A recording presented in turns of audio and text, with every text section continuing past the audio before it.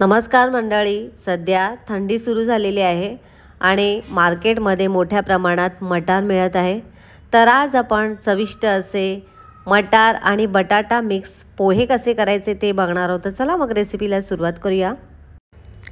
तर इथे मी पोहे करण्यासाठी 3 वाटी पोहे स्वच्छ निवडून त्याला स्वच्छ पाण्याने धुवून घेतलेलं आहे। त्यानंतर त्यातलं सगळं पाणी मी व्यवस्थित असं निथळून घेतलेलं आहे आणि आता आपले पोहे छान असे भिजले गेलेले आहेत। आता गॅसवरती मी कढई ठेवलेली आहे आणि कढईमध्ये साधारण 4 ते 5 चमचे मी इथे तेल घालत आहे। तेल थोडंसं जास्त घालायचं आणि तेल छान गरम झाल्यानंतर अर्धा चमचा जिरं मोहरी घालायचे। जिरं मोहरी छान तडतरल्यानंतर इथे मी 5 ते 6 हिरव्या मिरच्या बारीक कट करून घेतलेल्या आहेत। हिरव्या मिरच्या तुम्ही तुमच्या आवडीनुसार घालू शकता। त्यानंतर एक मध्यम आकाराचा बारीक चिरून घेतलेला कांदा घातलेला आहे।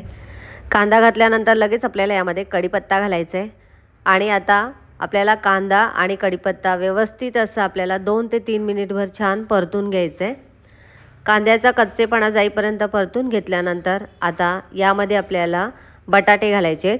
तर इथे मी एक मोठ्या आकाराचा बटाटा बारीक असा पातळ असा चिरून घेतलेला आहे। त्यानंतर अर्धी वाटी इथे मी फ्रेश मटार घेतलेले आहे। तर आता हे सर्व आपल्याला यामध्ये मिक्स करून घ्यायचे आणि छान असे 3 ते 4 मिनिटभर परतून घ्यायचे। आता यामध्ये आपल्याला अर्धा चमचा इथे मी हळद घेतलेली आहे आणि त्यातली थोडीशी हळद मी सुरुवातीला घालत आहे आणि उरलेली हळद आपण पोह्यांमध्ये मिक्स करणार आहोत। तर आता हे छान असं 1 ते 2 मिनिटभर परतून घ्यायचं आहे आणि आता आपल्याला हे मटार आणि बटाटे छान असे वाफवून घ्यायचे। आता यामध्ये आपल्याला थोडंसं मीठ घालायचं आहे सुरुवातीला, जेणेकरून बटाटा आणि मटार व्यवस्थित असे चवदार लागतील आणि उरलेलं मीठ आपण पोह्यामध्ये घालणार आहोत। तर आता हे छान असं 3 ते 4 मिनिटभर परतून घ्यायचं आहे आणि आता आपण बटाटा थोडासा वाफण्यासाठी याला झाकून ठेवणार आहोत। साधारण 3 ते 4 मिनिटभर याला वाफ देऊया आणि आता इथे भिजवलेल्या पोह्यामध्ये सुद्धा चवीनुसार मीठ घालायचं आहे आणि थोडीशी हळद घालायची आहे आणि हे हाताच्या साहाय्याने सर्व एकत्र करून घ्यायचे, म्हणजे पोह्याला हळदीचा छान असा रंग येतो। तर आता हे सगळं व्यवस्थित आता मी हे मिक्स करून घेतलेलं आहे। तर इथे 4 मिनिट झालेले आहे आणि आता आपण बटाटा आपला वाफला आहे की नाही ते चेक करून घेऊया। बटाटा वाफायला जास्त वेळ लागत नाही। तर इथे तुम्ही बघू शकता बटाटा आपला छान असा वाफला गेलेला आहे आणि आता यामध्ये आपण पोहे घालणार आहोत।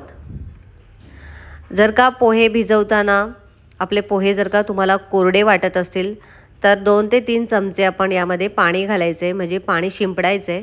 पाणी शिंपडल्यामुळे आपले जे पोहे असतात ते छान असे मोकळे होतात, म्हणजे त्याचा गिच्चा होत नाही। तर अशा पद्धतीने मी पोहे जरा थोडेसे मऊ होण्यासाठी 2 ते 3 चमचे पाणी शिंपडलेलं आहे आणि आता हे सर्व एकत्र करून घ्यायचे आहे। आता आपले पोहे छान एकत्र झाल्यानंतर यामध्ये चवीनुसार साखर घालायची। साखरेमुळे पोह्याला छान टेस्ट येते। आता साखरसुद्धा व्यवस्थित एकत्र करून घ्यायची आणि पुन्हा एकदा याला आपण आता वाफ देण्यासाठी झाकून ठेवूया।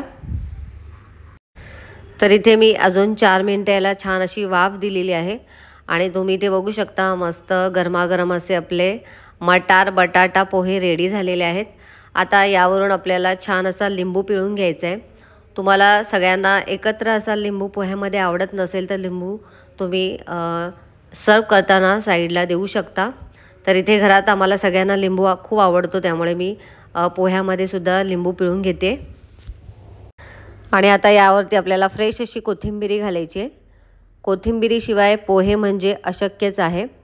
तर छान असे आता हे पुन्हा एकदा एकजीव करून घ्यायचे आहेत आणि आता आपले पोहे रेडी झालेले आहेत। सर्व करून घेऊया।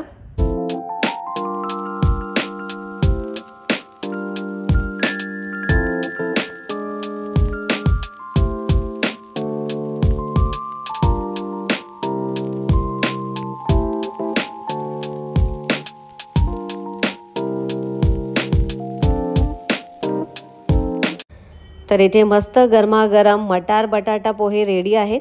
बघताच तोंडाला पाणी सुटलं असेल तर पटकन किचनमध्ये जा आणि गरमागरम मटार पोहे बनवा आणि त्याचा आस्वाद घ्या। रेसिपी कशी वाटली, आवडली असेल तर लाईक करा, शेअर करा, चॅनलला नवीन असाल तर सबस्क्राईब करा। व्हिडिओ संपूर्ण बघितल्याबद्दल धन्यवाद।